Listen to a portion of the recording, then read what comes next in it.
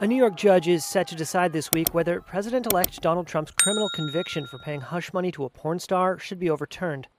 Justice Juan Merchan has said he will make his decision by Tuesday. Trump in May became the first former U.S. president to be convicted of a crime, when a jury in Manhattan found him guilty of 34 counts of falsifying business records to hide a potential sex scandal shortly before his first presidential victory in 2016.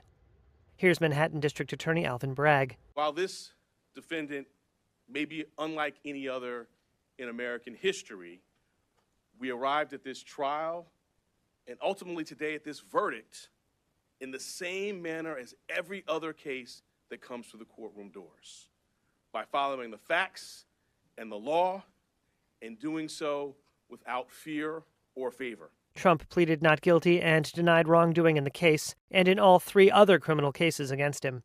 He has portrayed them as political persecutions by allies of Democratic President Joe Biden designed to thwart his campaign. We have a judge who's highly conflicted. You know what the confliction is. Nobody wants to write about it, and I'm not allowed to talk about it. If I do, he said, I get put in jail. So we'll play that game a little bit longer. We won't talk about it.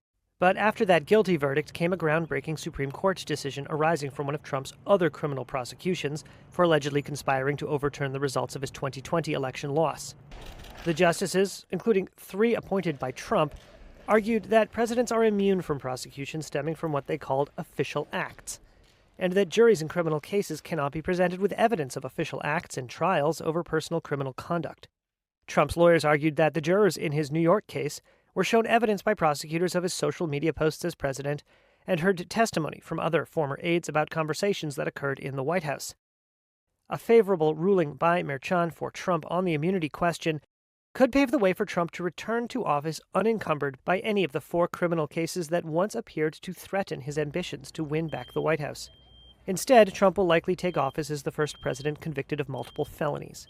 Officials at the U.S. Justice Department are assessing how to wind down the 2 federal criminal cases brought against Trump by special counsel Jack Smith due to its long-standing policy against prosecuting a sitting president.